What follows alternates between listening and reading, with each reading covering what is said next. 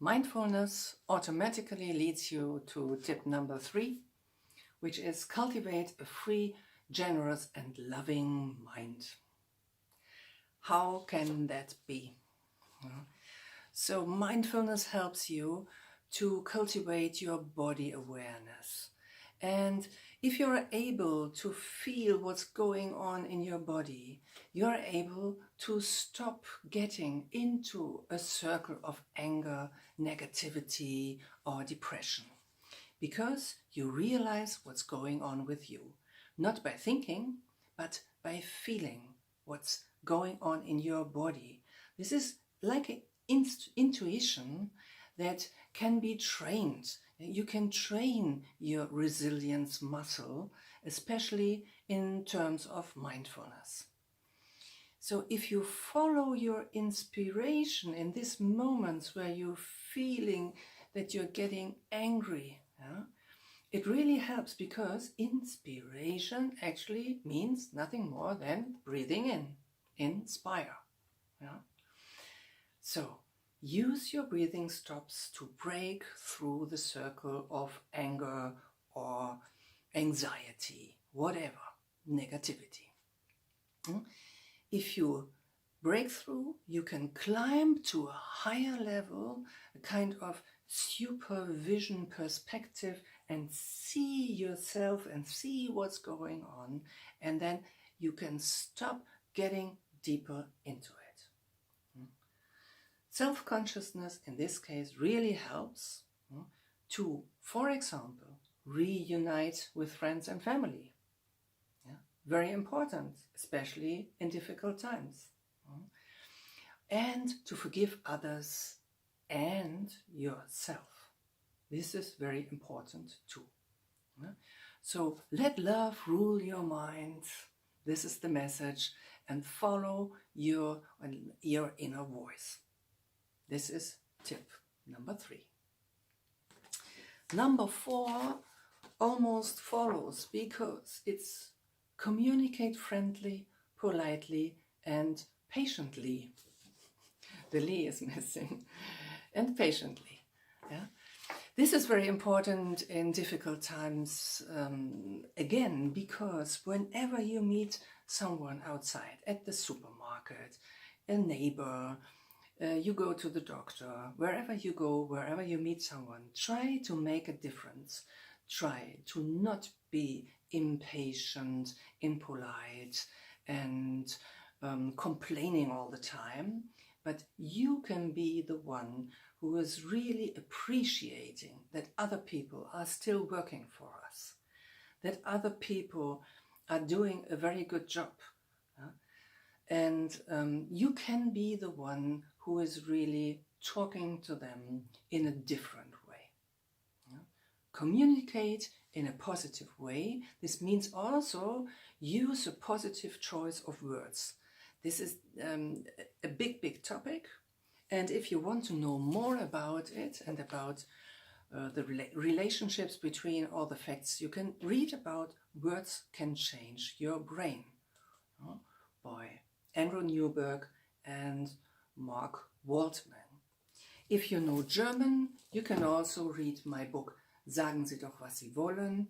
You can say what you want is the title, and it's not yet translated in English, but I'm working on it. So, communicate friendly and politely, and use a positive choice of words to express yourself. In this way, if you are talking like this, you can talk about possibilities, perspectives and inspirations, like some of the politicians already do. And if they do, people will follow in a positive way. And this is what we need. Tip number 5 is practice less is more.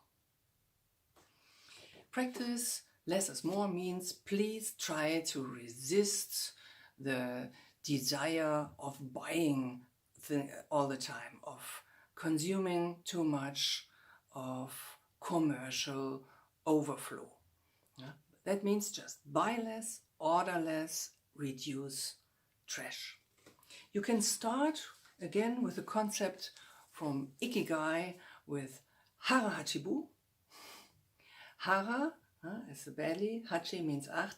It's the idea of eating only 80% rule. You can try this, especially in Lent times. It's a good idea to just eat 80%. Maybe you will ask me, how do I know when I have been eaten 80%? And I can guarantee to you, you will know. You will know when you are overeaten. You will know when you have 100 or 120%, and you will be able after a very short time to stop after 80%. This is a very, very good training. You can also add it by just eating organic food and forgo to eat meat. I think it's the most important step for humankind in the future. And cook for yourself. This can also be a practice of mindfulness. When I'm cutting the vegetables, I'm cutting the vegetables, breathing in and breathing out. There are so many things that belong to the idea of less is more. Maybe you know this book, Magic Cleaning, Kondo Your Life is the idea behind it. That means that you try to free yourself from unnecessary ballast and magic cleaning. And that's a very good idea. Less is more. Discover all the ideas of Ikigai. Ikigai is actually the reason to enjoy a long life. And you can even go further and end up with the idea of Wabi, sabi, which means slow down and simplify your life. This will be a very healing step for everyone, and I think for humankind. Tip number 6, it's a little bit difficult to explain. It's bow to all senseis of the past and the future. What does this mean? A sensei in our karate dojo, karate school, is a teacher. But verbally it means the one who goes ahead.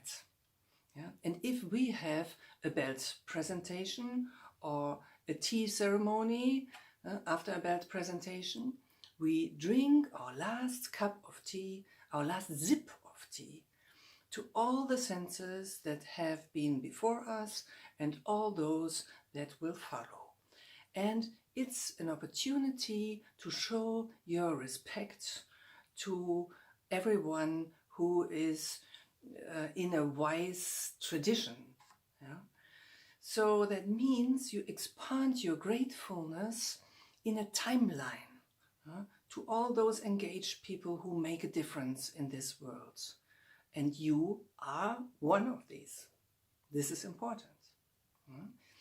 It's also a possibility to expand mindfulness to all beings, to all animals, to plants, to the earth, to the atmosphere, nature at all, to the whole universe. A little bit difficult to explain, but it's about respect and protect.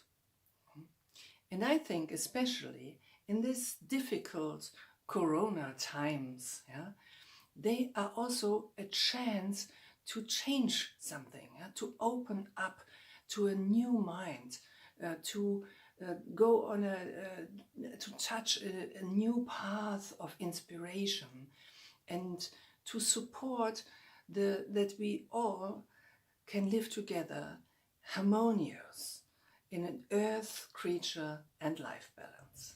This is my wish for the future, and I hope that you can follow on this path too. Thank you so much for listening.